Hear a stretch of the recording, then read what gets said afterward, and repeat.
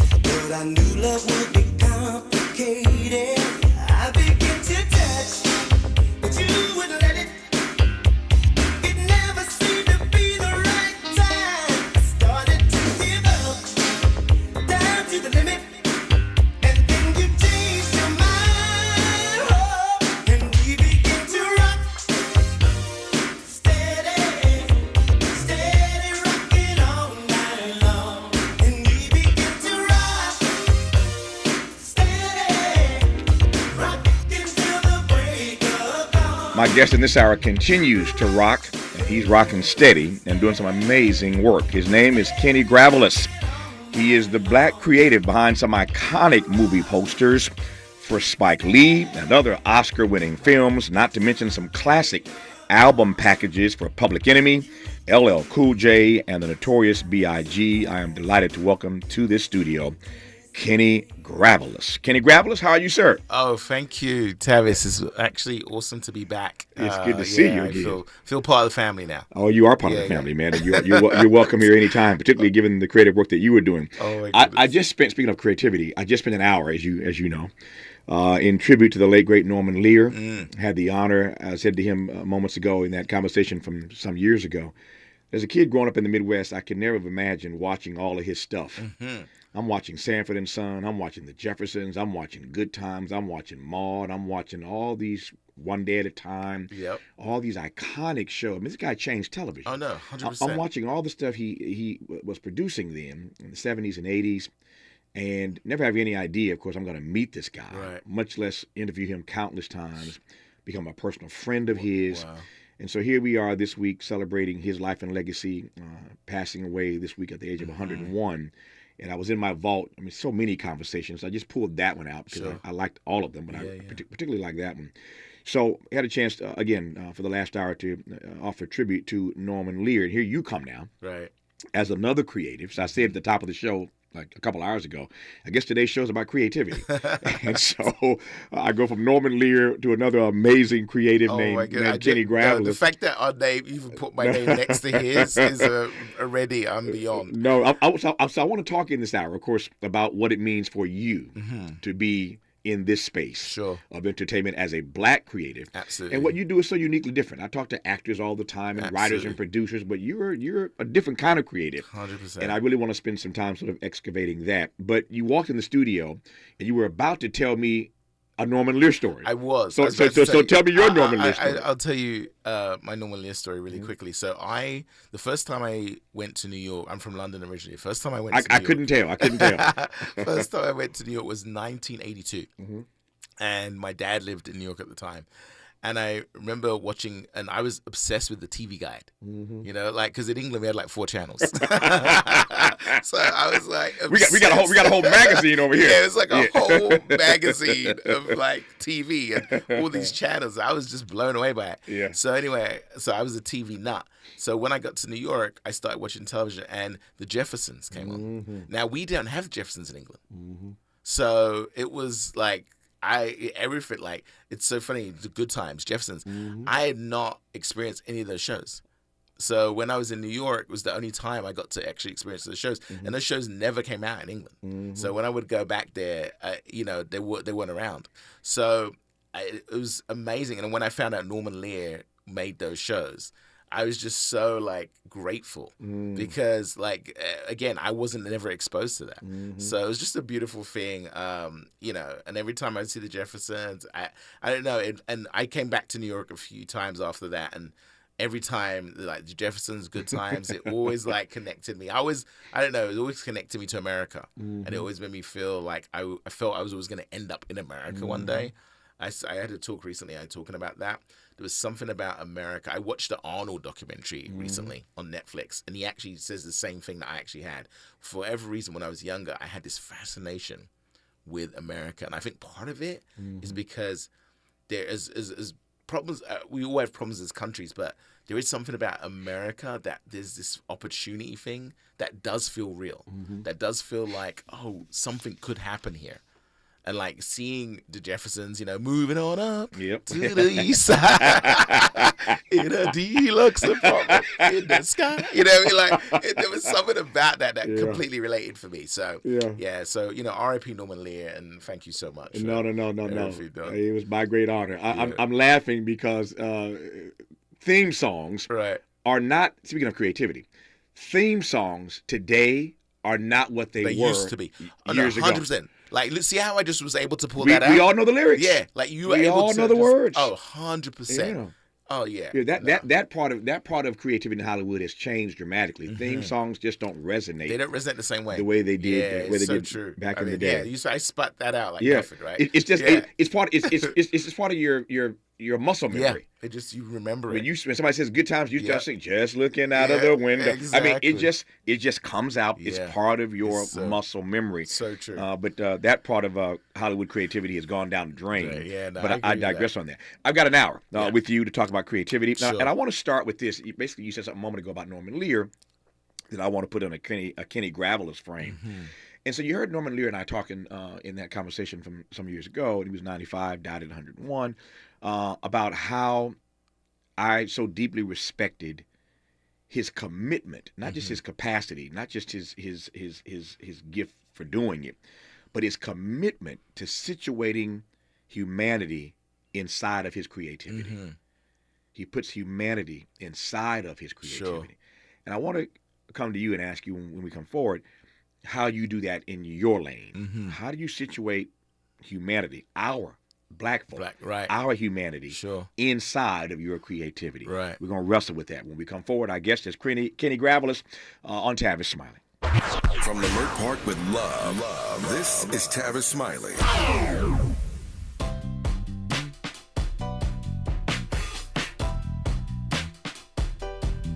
Escalade IQ. This the intro to the all-electric Cadillac, perfected like Zoom. And on a full charge, you get 450 miles without the stop. Haiku. This is what I do. Daddy fat intellect since 92. Linked all the way back, panoramic roof. Come with 24-inch rim standard. Ooh, why? Shout it, don't kill him. Cadillac diamond in the back, cold chillin'. And when I'm on attack, on the track is no ceiling. Sky's the limit. You hear me? You hear me? Straight drop, no parachutes. Lay lines like a longitude and latitude. Feel it, beloved, clearly, we're hustling. Bustin', truckin'. Cadillac, Cadillac, Cadillac. For more on the Escalade IQ, visit Cadillac.com. Available late 2024. GM estimate 450-mile range on a full charge based on development testing and/or analytical projection consistent with SCHA 1634 revision 2017 MCT. Range subject to change prior to production. Annual rates may vary based on service factors, including ambience temperature, terrain, battery age, and condition loading, and how you use and maintain your vehicle.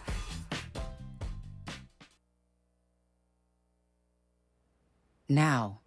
We tend not to think about now. We dream about tomorrow, relive yesterday. But right now in front of us is victory over cancer. Right now, cancer research funded by the V Foundation is leading to better treatments and saving lives. Victory over cancer is there for the taking by you, because today's cancer research is tomorrow's victory. Learn more at v.org. Don't give up. Don't ever give up. 1 in 4 Americans today are living with a disability. I'm one of them. People with disabilities are extremely talented, resilient problem solvers that have so much to offer. And we've got a trusted ally on our side, an organization we can rely on, Easter Seals. Easter Seals is leading the way to full equity, inclusion, and access to healthcare, employment, and education for people with disabilities, families, and communities. That's my Easter Seals. Make it yours. Learn more and get involved at easterseals.com. Hey there, Los Angeles. This is James Lucky Jr., publisher and editor of Los Angeles News Observer. Are you hungry for news that matters to you in the African-American communities of Los Angeles? Well, buckle up, because we got the scoop you've been craving. Stay in the know and never miss a beat with our free weekly publications conveniently available near you. Or hop on the digital wave and become an exclusive subscriber at OGNSC.com. Don't forget to join the party on Instagram and Twitter at OGNSCINC for behind-the-scenes access and sizzling updates. No more FOMO. Let's stay informed, connected, and empowered together. Some people won't give you the real talk on drugs, but it's time we know the facts. Fentanyl is killing people. It's a powerful opioid, often made illegally and commonly mixed with illicit drugs. It can even be pressed into counterfeit pills that resemble prescription medications. Just 2 milligrams, about the size of a few grains of sand, can potentially be lethal. This isn't an ad to scare you, but it is an ad to make you think twice. Get the facts. Go to realdealonfentanyl.com. This message is brought to you by the Ad Council. Who do you trust to get at the truth? Tavis Smiley. That's who. The conversation continues right now. It does indeed. Our guest is the uber creative, Kenny Gravelis. We'll give you a better sense of what he does and how he does it so well, why he does it so well. But he and I were just kind of reminiscing, two brothers in the studio, reminiscing about the golden age of television and all the shows, theme songs that our generation knows. I don't care if it's Gilligan's Island or if it's Family Ties or Moonlighting. I mean, we can do this all day long. Yeah, but we all remember this golden era of television where these theme songs sort of connect you to the show. I mean, I didn't want to miss the beginning of Good Times because you wanted to sing the song. Yep, exactly. I didn't want to miss the beginning of the Jeffersons because you wanted to sing the song. Yep. And I think that may be something TV's missing. Now there's so much instrumental stuff, and I got nothing against. I love instrumental, but I think that it's the theme songs of these shows that in part connected you to them, and I think Hollywood's missing the boat on that. But who am I to tell Hollywood what to do? That's not my place. You're totally fair to tell Hollywood what to do. Yeah, I will stay in my lane. I'll stay in my lane. So the question that I want to start this conversation with, as I mentioned moments ago, born of our tribute to Norman Lear last hour, is how you go about situating Black humanity in the creative stuff that you do. So that whether they're album covers, album packages for LL or Biggie or PE, Public Enemy, whether they're movie posters for Spike Lee's projects or what have you. Just talk to me. Actually, before you get to the humanity inside of creativity, explain to folk what it is that you do every day. Sure. Yeah, it's interesting. So what I do or what we do as a group is we actually create like marketing materials for film and television, and it's something that you just it's one of those jobs that you don't really think about. Like when you're driving down the street and you look at a billboard and you look at, or when you go into a movie theater and you look at a poster, or even when you're on Netflix or whatever and you're scanning through all these different thumbnails, a lot of people don't really think about where that visual is actually coming from. It's just not one of those jobs you actually think about. And the reality of it is, not only is it a very real industry, but it's also very cottage, very small. And people of color, to be honest, we're not very well represented in it. Like, obviously, we have a much better representation in terms of making content. Sure. You know, like over the last years, we've seen way more directors and producers. But not marketing and promoting. Yeah, but actually marketing and promoting is a massive sort of... And before you go forward, not to cut you off, but this connection is critical for me. Let me tell you why. I've seen so many, and you know exactly what I'm talking about. Yeah. I've seen in my life so many great films once I saw them. Right. But I didn't see them because I thought they were brilliantly marketed or promoted. Right, exactly. Sometimes a great film dies because of marketing 100%. and promotion. Somebody screwed that part up.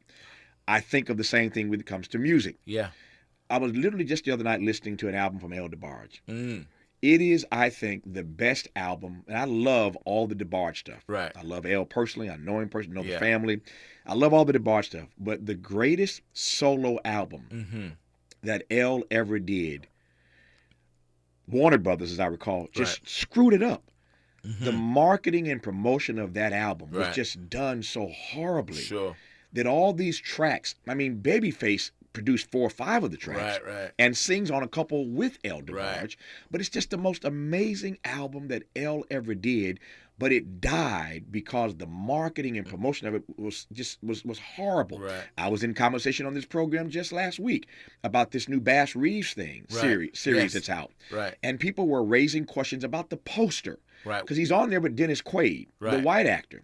But for black folk, you look at that poster and you wonder, well, who's really in charge here?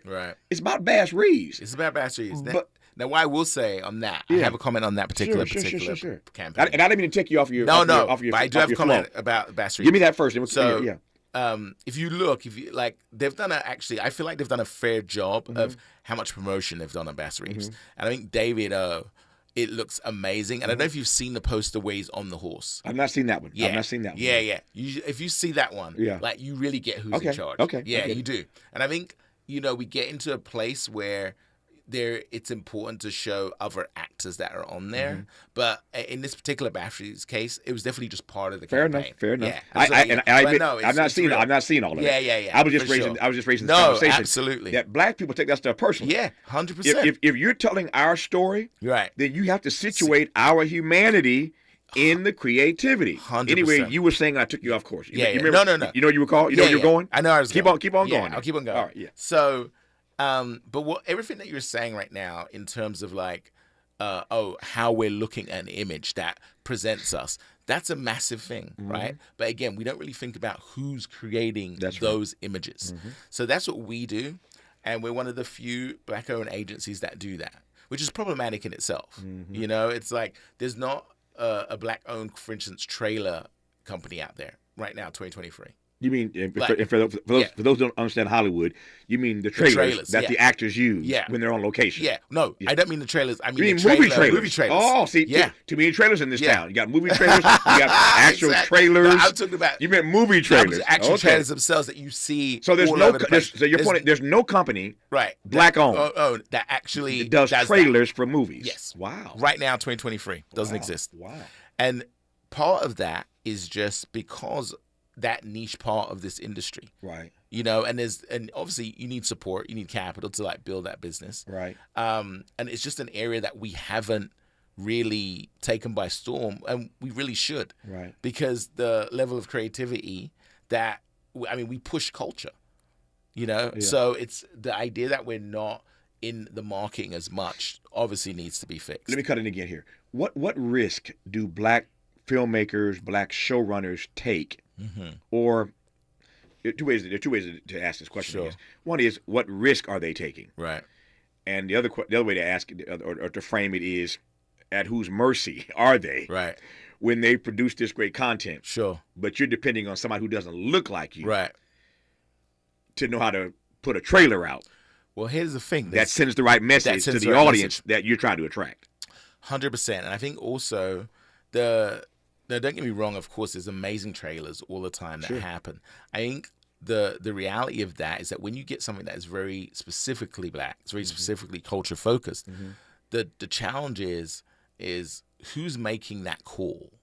You know what I mean? Because the reality is, because there aren't that many people of color in positions of power, for instance, in Hollywood, in marketing, then you need someone in marketing who's incredibly attuned to themselves to say, even though this might not make me comfortable, I need to be open to hearing about it. Because if not, then it's only going to come from that person's perspective.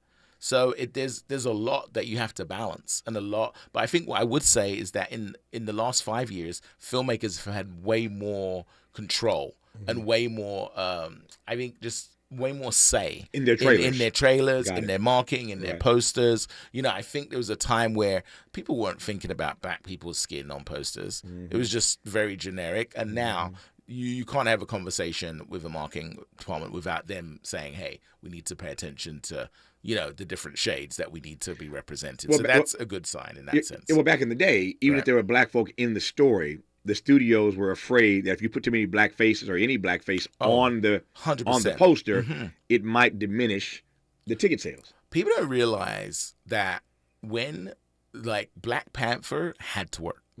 People don't realize that the level of having to work, that project had to happen, because it was one of the first times that we're like, oh, we're gonna go all black.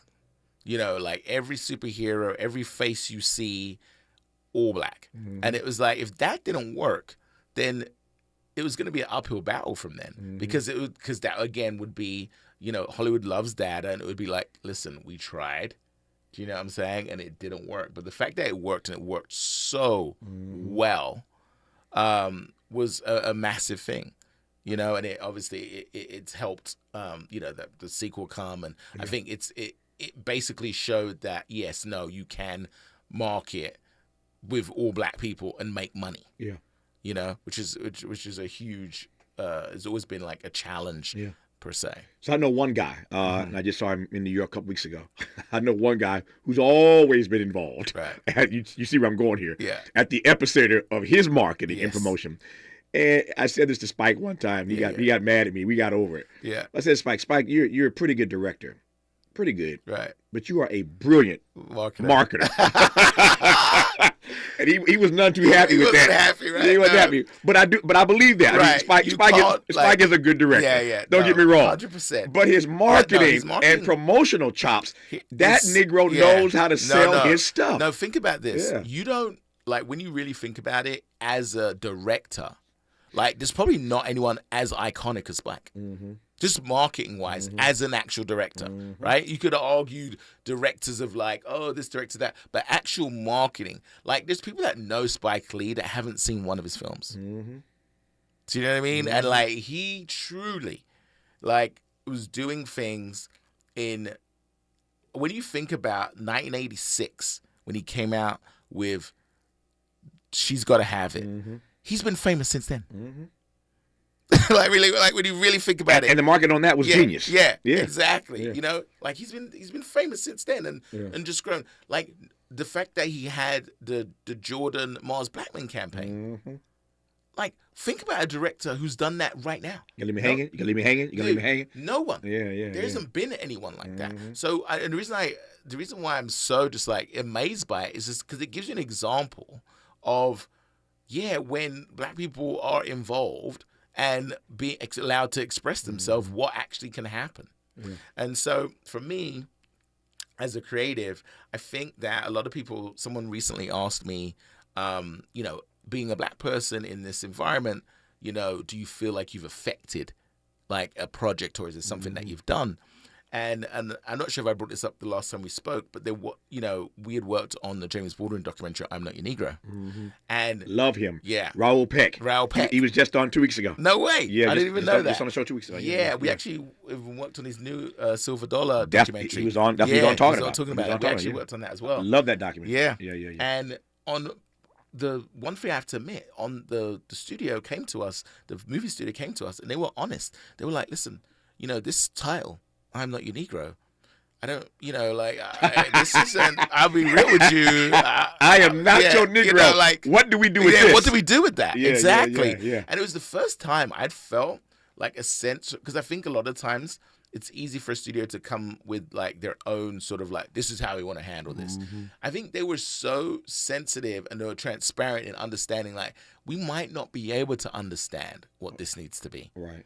We believe in this documentary, but we like in terms of how we put this out, we might not get that.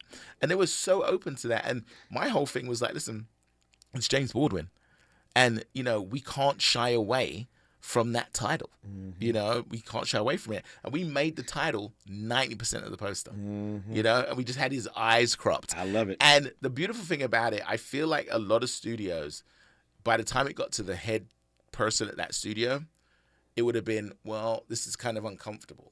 Like, and that's coming from a perspective, right, of like whoever it is, white, male, female, whoever, older person, like, oh, this makes you uncomfortable. And that might be true. But there has to be an understanding to say, even though this makes me uncomfortable, is it right for the project? And until we get more people of color in those positions of like, we have to depend on that level of sensitivity and sort of transformative behavior by executives, which, it's hard to come by, to be honest. But in that particular case, they really did. And they sent it to Raoul. And Raoul right away said, that's the poster. Yeah. And it was it. So that was one of the times I truly felt my culture, me being a black person, was able to step forward and put this idea forth and it actually gets shown. Because a lot of times there's so much work that happens that you never see because it doesn't get past this. This is an impossible question. I got especially in 2 minutes. We'll start your answer now. Continue when we come forward. But when I don't know. Again, I don't know if you can even answer this. But let me just ask you anyway, because I'm curious. So, and Spike makes me think about this. So you get an assignment, and the assignment is called "I Am Not Your Negro." Right. Produced by this great filmmaker Raoul Peck. Yeah. But it's about James Baldwin. Right. Do you go with "I Am Not Your Negro," or do you go with Baldwin, the person? Right. You're doing a Spike Lee film that Denzel is starred in. Sure. Do you go with right the provocative name of the film? Sure. Or some other concept, or do you go with Denzel because it is Denzel? Yeah. Again, I know it's a case by case thing. Yeah, for sure. But how do you process what you lead with? If that makes any sense. 100%. Yeah. Okay. So I give an example. Okay. Like right now, horror films are doing great. Okay. Right? Part of the reason they're doing great. Jordan Peele is killing it. Right. Oh, yeah. Jordan Peele is killing it. 100%. Jordan is killing it. Yeah. Horror films are doing great because what's the thing about horror films? They're very much conceptual. So a lot of times you'll see these horror films come out making $60-70 million and there's not one star in there because it's all based on genre. It's all based on concept, right? So sometimes it makes a lot of sense to do that. But then sometimes, obviously, you have someone like a Denzel, you have like a big star. You can't help but be like, listen, we got to lead with that. But the reality is what's happened lately, big stars. Hold that thought. The reality is what has happened lately in this genre, to be continued when we come forward. You're listening to Kenny Gravelis on Tavis Smiley. Unapologetically progressive. Unapologetically black. You're tapped into Tavis Smiley.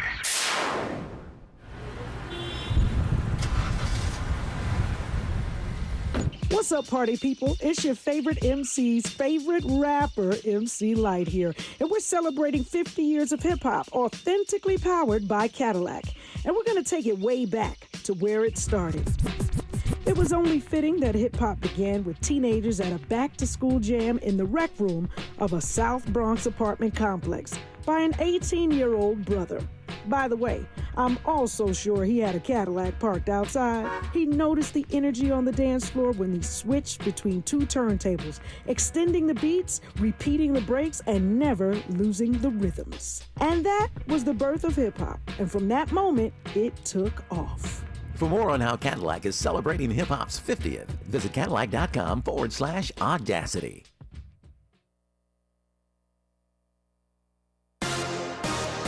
Thank you for joining us, everyone. I'm Mike Moore. Now here's the latest from the Black Information Network. In Indianapolis, Indiana, a jury is underway for 2 officers accused of using excessive force. Jonathan Horlock and Nathaniel Shorwecker were indicted in connection to an incident in May of 2020 during a Black Lives Matter protest in downtown Indianapolis. An attorney representing the officers says the 2 were enforcing a curfew put in place for the city and they followed their training. Over $800 million are now up for grabs from the 2 big lotteries in the U.S. Nobody won last night's Powerball drawing, so the jackpot will roll over to Saturday's drawing when the grand prize will be worth an estimated $468 million. The Mega Millions jackpot, meanwhile, is up to $395 million. And that's the latest. I'm Mike Moore from your 24/7 news source, the Black Information Network and BINnews.com. Grab your crush and head to Sheraton San Diego Hotel and Marina for a boat picnic of champagne and charcuterie in the heart of the harbor. Love is in the air and on the water when you explore your next getaway at CrushingOnFall.com. That's CrushingOnFall.com. Is this the This is the KBLA Sports Minute with Ray Richardson. The Clippers are back at 500 after a 9-point win over Denver last night, a game-high 25 points for Paul George. Clippers forward Daniel Tice had 11 rebounds and 3 blocked shots off the bench. The Clippers are at Utah Friday night. The NBA will have a moment of silence today in Las Vegas before both semifinal games in the in-season tournament. Milwaukee and Indiana play at 2 p.m. The Lakers play New Orleans at 6. The league wants to show respect for the victims of the mass shooting Wednesday morning on the UNLV campus. 3 people were killed by the gunman who was shot and killed by police. LeBron James, a longtime advocate for gun control legislation, talked about the tragedy during Wednesday's media access. He used the word ridiculous to describe the lack of movement in Congress to pass gun legislation laws. No debates, no speculation, just the info you need. That's your KBLA Sports Minute. I'm Ray Richardson on KBLA Talk 1580.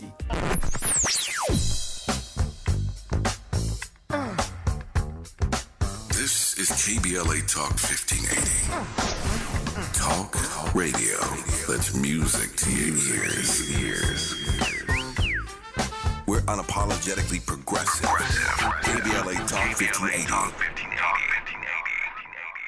Halloween is over, but hiring is still scary. Indeed's end-to-end solution makes it easy to attract, interview, and hire candidates. Sponsor a job and instantly receive a short list of quality candidates whose resumes on Indeed match your job description. Visit Indeed.com/credit. We've got a lot to talk about. Are you interested in catching up on all the latest entertainment news, trending topics, and exciting interviews? I got you. Tune in to The Raw Report with Robin Ayers, Monday through Friday, 6 to 7 p.m. I'm your host, Robin Ayers. Join me every weekday with some of the best entertainment contributors in the business as we break down what's going on, who's got next, and what not to miss. Only on The Raw Report with Robin Ayers. Unapologetically progressive. KBLA Talk 1580. We've got your black. At Susan G. Komen, we believe that ending breast cancer needs all of us working together. Because if you've just been diagnosed and don't know where to turn, we've got you. If you can't afford the treatment you need, we've got you.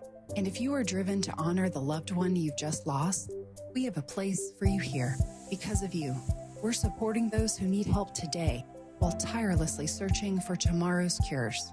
Visit Komen.org and be a part of our Susan G. Komen community today. They are our love bugs and companions. They are our pets, our family, and they make life better. When we face unexpected challenges, so do our pets. That's why we're on a mission to support people and their pets. Whether donating a bag of kibble, sharing an Instagram post of a lost cat, or welcoming a foster pet into your home, every bit of kindness counts. Visit petsandpeopletogether.org to learn how to be a helper in your community. Brought to you by Maddie's Fund, the Humane Society of the United States, and the Ad Council. As veterans, we're no strangers to helping others. That's what we were taught, service before self. But we do have one question for the veterans listening. When was the last time you reached out for help? If you or someone you know needs resources, whether it's for stress, finances, employment, or mental health, don't wait. Reach out. Find more information at va.gov/reach. That's va.gov/reach. Brought to you by the United States Department of Veterans Affairs and the Ad Council. Hey, everything okay? Yes, I'm fine. Honey. Hey, I'm here for you. Tell me about school today. When kids can't find the right words, music can help them sound it out. Talk to the kids in your life about their emotional well-being. Find tools and resources at sounditouttogether.org. Brought to you by the Ad Council and Pivotal Ventures. No young person should ever have to worry about having a safe place to sleep at night, or whether anyone cares about them. But the reality is, 1 in 10 young adults will experience a form of homelessness this year. For over 50 years, Covenant House has been helping youth in crisis and giving them the support and tools they need to succeed in life. To learn more, go to covenanthouse.org today. Thank you for caring. Smart talk for curious people just like you. You're listening to Tavis Smiley. We are continuing our conversation now with the uber brilliant and talented, prodigiously talented Kenny Graveles, who is in studio with us today as we talk about creativity. In case you've just tuned in, we spent an hour today in tribute to the late, great Norman Lear, who passed away this week at the age of 101. Speaking of creativity on steroids. And Kenny Graveles is doing his thing in a pretty amazing way. So you may not know his name, but you have seen his work. You've seen his posters. You've seen it on billboards. You've seen it on album covers. You've seen the brilliant creative work of Kenny Graveles, and I just love talking to creators. I'm always inspired by talking to creators. You know, I should say this right quick. The reason why I love talking to creators so much, and somebody asked me this one time, whether they're music creatives or artistic creatives like yourself, or sculptors, or people like Norman Lear who are writers and showrunners, I always love creators because at their best, more than any other person I could talk to, creators are transparent, they are open, they are honest, they are truthful. Because you can't do, right? Does that make sense? No, 100%. I ain't got to finish my sentence, do I? Yeah, exactly. You can't do stuff that truly resonates with others. I say all the time that what comes from the heart reaches the heart. 100%. And if you're creative and you're doing something that you want to come from your heart to the hearts of the folks you're trying to market and promote to, you got to be real with that thing. Yeah, you have to be real. Does that make sense? No, it makes so much sense. Yeah. You know, like one of the things I was saying before is that we're in a world now where, you know, even if celebrities, it's like just having a celebrity on your poster doesn't necessarily mean it's going to sell. Do you know what I mean? There's been plenty of movies that have had big celebrities on that just haven't hit. Right. And it's like, so I do think that we live in a world right now where people have to feel more. You know, they have to feel more in like what they're being sold. It's like that it has to resonate on a different sort of level. Not just to see it, but yeah, to they feel have to feel it. Yeah. And I think that's why it's like so important. It's so imagery is so massive. It's such a we're affected by it regardless or not whether we realize it. You know, it's a constant thing. You were saying, so back to your point, you were saying that what has happened in horror specifically. Yeah. In horror, the thing about the horror thing that's so interesting is that like it just kind of shows you how people are open to ideas. You know, it isn't always about like, oh, it has to be this face or that face. It's like people are open to concepts, you know? So I don't know. I just feel like we're in a different time right now. We're also in a time where the market is so overly populated. You know, like, you know, you've got the Netflixes, the Amazons, the Apples, the Hulus. Like, we haven't, when you really think about it, we haven't been in a place that has been more oversaturated than content.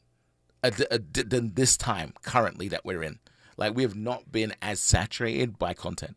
So even more reason why we as people of color need to be involved in marketing of that content. So going back to Spike for a second, I've known Spike since 2015. And, you know, Spike has always been just massively supportive of people of color working on his projects. And I remember specifically on Black Klansman. Great film. Yeah. John David killed it. John David killed it. Yeah. JD killed it. Yes, he did. And I remember on that, And again, just being very honest, a lot of people in the industry know that we do all Spike's films. So a studio will come to us once they know there's a Spike film because they know a lot of times Spike requests us. On Black Klansman, it was a time to do a photo shoot. So I knew I got 4 male black photographers that I sent to Spike. And I said, Spike, what do you think?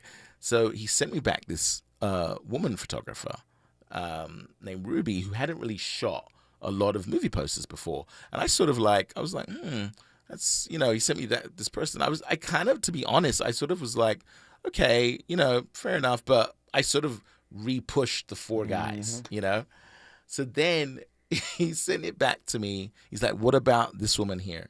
And I was like, well, Spike, she hasn't really done anything, oh my goodness, why'd I say that? He just let me have it. He's like, Kenny, he's like, how's she going to do anything? If we don't give her that opportunity, if it's not us, who's going to do it? He's like, you know what? Now I'm actually putting it on you for her to succeed. Like, now it's your responsibility. Take that. I know. So I was running to make sure we supported this woman who did, by the way, an amazing job and did the poster of Black Klansman.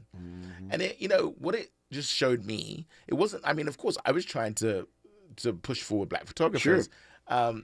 But I was also trying to push black photographers that I knew 100% could do it, right? And what Spike showed me there was just but we have to also give opportunities for people that maybe have not been in that room or haven't had the chance. Yeah. And who's going to be able to get someone that doesn't really have the experience and opportunity other than someone like us or someone like Spike. And that's what we just don't do enough of that, period. Yeah, I take that.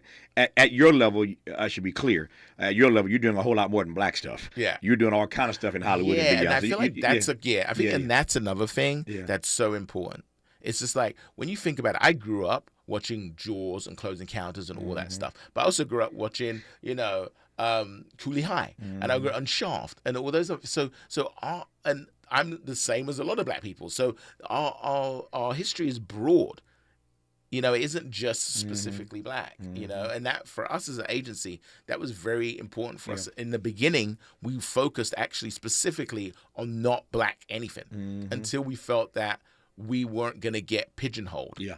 And I think in 2009, we ended up working on Alvin and the Chipmunks, Inglourious Bastards, and Avatar. And then we felt okay, you can't really pigeonhole us. That's high cotton, as we say. Inglourious Bastards, Avatar, and Alvin and the Chipmunks. That ain't black. Yeah, exactly. So, but it needs me to ask. When you work on black stuff, though, whether or not you feel a particular penchant or a pull or responsibility to make sure that in the stuff that you do, you're changing the narrative of what they think when they see black faces. 100%. You can't help it. I don't think it's, right. We just recently worked on The Color Purple. And I was just so proud to work on it. And I'm sorry, this isn't any shade to any of our white counterparts, but there's no way you can feel like I can about working on about that. Yeah, exactly. There's just no way you can, and that isn't me. I'm not saying they can't do a great job, but I'm saying what that means to me. There's just no way. How do you process being able to work on? So, for example, when you work on something Spike gives you, Black Klansman, right? 20 years from now, it may be a classic, right? But Color Purple is already 100% a classic. Yes. How do you process the opportunity to work on something that's already classic, and your responsibility on a certain level is just not to screw it up? Right, exactly. Yeah, no, it's just not to screw it up, and it's just to Blitz Buswell, who directed this film, has done such an amazing job, and it's a different film from Spielberg's film. It's different, and it's beautiful, and it's just one of those things where I don't know. I feel like when we get these opportunities, they mean so much, and that's the thing. It's like they mean so much. There's been projects where, I remember we didn't work on the first Black Panther, and I was just devastated. I remember, and actually, ironically, we worked on. There was 2 projects that happened that year, Black Panther and Creed. Both pretty much came out roughly in the same year. We didn't get to work on either of them. And I remember being so disappointed. And thankfully, the last Creed 3 and Black Panther 2, we got a chance to work on. But we also got a chance to work on because we also got support from those filmmakers as well. Mm-hmm. So again, it's like, community is such a huge part of this whole thing.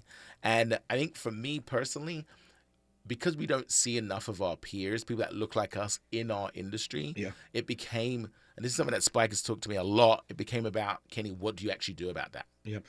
And we'll talk about that when we come forward. Yeah.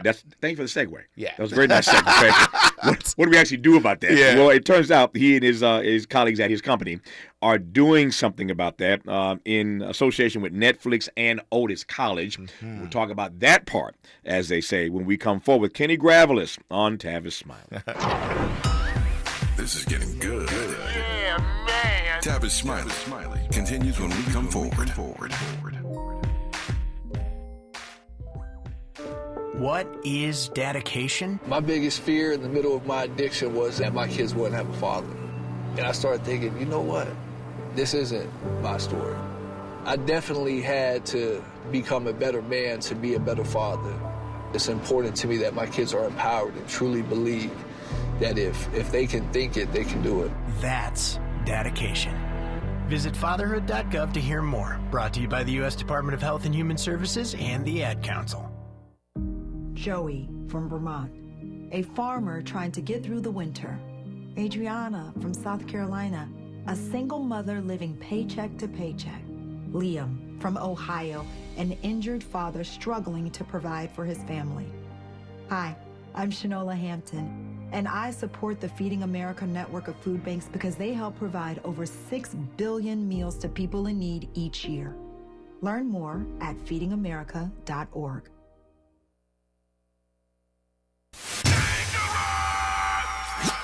Environmental justice, pollution, and climate. In Los Angeles and across America, people of color are suffering and dying from disproportionate health impacts on a planet that has less than 10 years to prevent irreversible damage. Heat illnesses, respiratory illnesses, water-related illnesses, food system impacts, insect-related diseases, Black maternal health, and mental health effects. As the impacts of climate change mount, millions of vulnerable people, our people, are going to bear the brunt of these extreme environmental events, which will likely lead to forced displacement, loss of cultural identity, and other related risks. These realities are as real as rain. Stay tuned to KBLA Talk 1580 for more details about the most progressive multimedia and live events campaign any Black media outlet has ever undertaken to combat the climate catastrophe. Experts, events, empowerment. It's all on the way from unapologetically progressive KBLA Talk 1580. We don't black down. We level up. Level up, level up, level up, level up, level up, level up, level up, level up, level up, level up, level up, level up. Did you know that every year, public school teachers spend nearly $500 of their own money for student supplies? At Donors Choose, we want students and teachers to have the tools they need for a great education. And now, more than ever, they need your help. Go to DonorsChoose.org and choose from teachers' requests that support reading, math, science, music, and more. Learn more at DonorsChoose.org. Donors Choose. Support a classroom. Build a future. Let's get back to more of Tavis Smiley right now. Tavis Smiley and Kenny Gravelis, as we continue to talk about what it means to be Black and creative. What would you? I'll get to. I promise in a moment here. I get to Otis and to Netflix. But for those who see themselves and are in fact creatives, right? But in whatever field, sure. But are having difficulty getting folk to see, to understand, to embrace, right, to give opportunity to that creativity, for it to, to breathe some life into that. And they keep trying, nothing's breaking for them as yet. What's your advice to them? Don't stop. Yeah. Don't stop. Yeah. You know, I was fired 4 times before I got my job at Def Jam. So, you know, it just, you got to keep going. And that's just the reality, you know. It's I tell this to people all the time. It's like, we're in a position now where more than anything, like, things can happen. You know, social media, like we're in a time where things can catch fire so fast. You know, so you got to keep going, got to keep pushing all out there. Like, you got to keep, regardless of, we have this thing at our company where, you know, a lot of times you don't, like, the posters that you want to happen don't happen.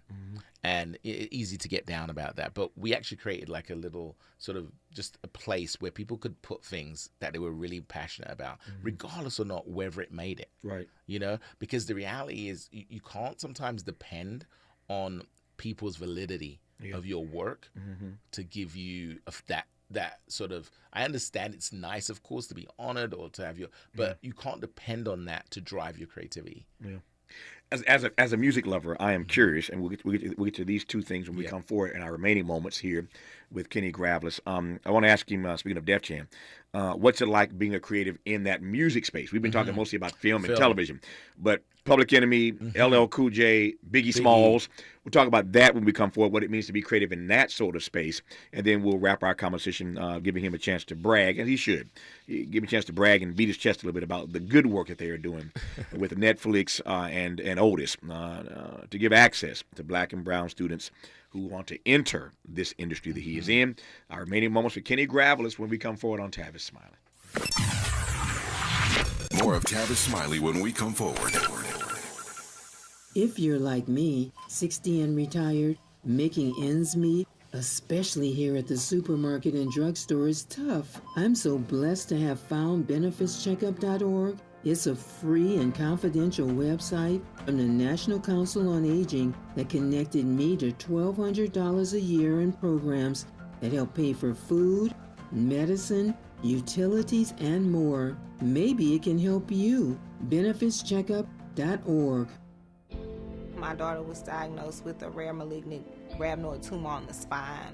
They sent her straight to St. Jude. My hope was gone. But when you get there, everyone's like, hey, we're not going to give up. And when you see other people not giving up on your child, that makes all the difference in the world. When I found out I didn't have to pay, I was just grateful.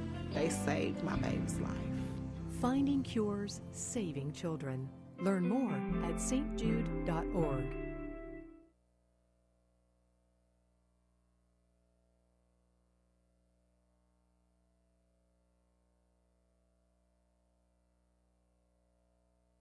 Hey Dad, how do airplanes fly?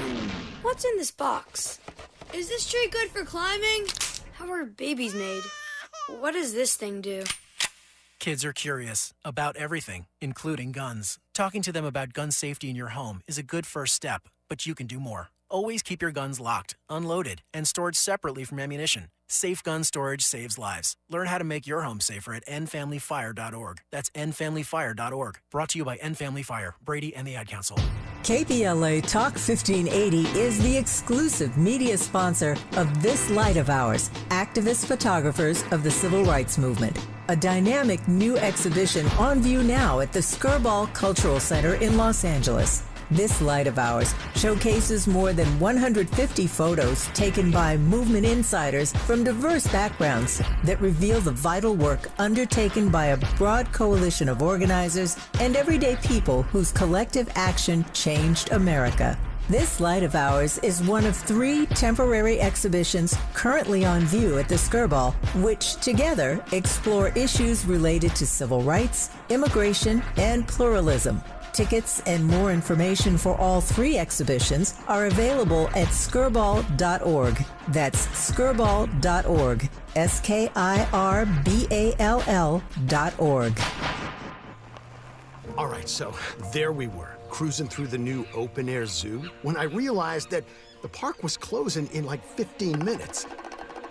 Luckily, we were in my Nissan Rogue. With its powerful VC turbo engine, well, we had time to see all the animals. Whoa! And outrun a few! Drive the Nissan Rogue.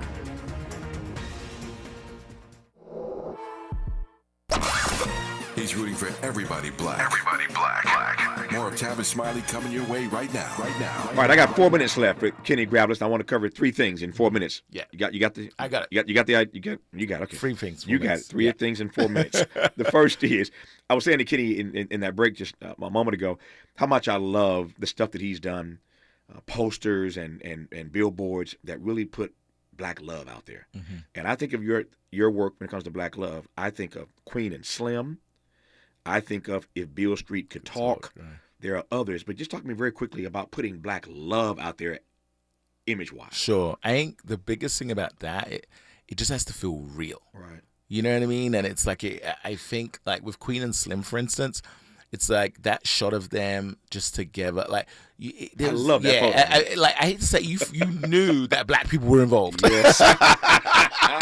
You know, and that's the thing. I mean, love it. It's getting that. So I don't know. I feel like, I think working with directors closely when it comes to that thing was super important. We worked with Melina Matsoukas, who directed that film, very closely for like 3 weeks in our studio. So to see black love on billboards and buses it's everywhere you look, we don't see it enough, obviously. So it's a beautiful thing. thing. Secondly, what is the distinction doing black creative in a music space with people like PE and LL and Biggie versus film and television? You know what? It's way more personal. Right. Artists are way more personal. It's like with movies, there's still a machine there. Like the studio, whatever. I think with artists, like what we've done with PE. I remember working on a Public Enemy album. I was 21 years old, and like Chuck D was sitting with me till midnight, like looking at the credits. Yeah. and then he drove me back to the Bronx afterwards. That's you know Chuck. what I mean? That's Chuck. So that's a whole different thing. You know what I mean? So it is personal for you. Yeah, it's personal. It's personal. I remember going to Erykah Badu's house in Dallas to listen to a record with her to work on Worldwide Underground. And I went, and she's like, she's Southern and she's so incredibly giving. So I remember her like giving me things to take back to LA. Yeah. You know what I mean? Like after I was done listening to I'm just laughing because you went to Badu's house and you made it out. Yeah. Baduism, I'm going to leave that right where it is. I know, I can leave that where it is. If I went to Erykah's house, I'm not sure I would have left. I know, somehow. Somehow I got out of there. I'll tell you a quick funny story. The very first time, Erykah and I have known each other for years, the very first time I interviewed her, I was on BET many years ago.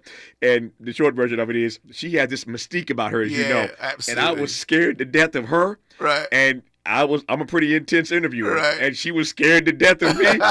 It took us 15 minutes in that conversation to realize we ain't gonna kill each other. Right, okay. And she finally opened up, and I relaxed. It was a great conversation, but awesome. I was scared to death of interviewing Erykah Badu the very first time. I don't get intimidated that way, but she's scared the crap out of me, man. But we got through it. Finally, a minute and a half, 9 seconds to go. All yours. Tell me about this program with Netflix and Otis. Yes. So, of course, like I said, there's obviously not enough people that look like us that are in our industry. So, when 2020 happened, we were able to get with an art school here in Los Angeles called Otis, and we pitched them, myself actually, and I have to say one of our competitor partners, we both together pitched them this idea of doing a program for black and brown kids specifically that teach what we do, like making posters, making trailers, everything in the entertainment world. And it took about a year and a half. We got a program, we got like a curriculum worked out, but we needed a sponsor, someone to pay for it. Yeah. And we needed a sponsor that was gonna basically put us in a position where the rest of our industry would have to connect to it. And thankfully, God willing, like Netflix were the ones that came and they actually connected, and now they are supporters. They paid for the program. And now our whole industry supports it. And actually on Monday, I'm going to speak to the kids. Oh, how cool is that? It's just a great thing. And the goal, of course, is within 20 months, these kids are going to get internships for the different agencies and hopefully from that, they'll get into jobs and we can start changing the way the industry looks. I know they'll be happy to see you, but I know you will be happy to see them. Yeah, exactly. And congrats on that work and witness. Yes, sir. I'm glad to know that you're doing that. Thank you so His much. name is Kenny Gravelis. Again, you now know the name and the work, and I'm always honored, Kenny, to have you in studio. Oh, absolutely, Tavis. Thank you, sir. Appreciate it so much. Pleasure is all mine. Happy holidays to you. You too, sir. Tomorrow's Friday, the best of Tavis Smiley. You'll enjoy it, I hope. I'm sure you will. It's going to be a great show tomorrow. Until then, thanks for tuning in all this week and to today's program. And as always, keep the faith.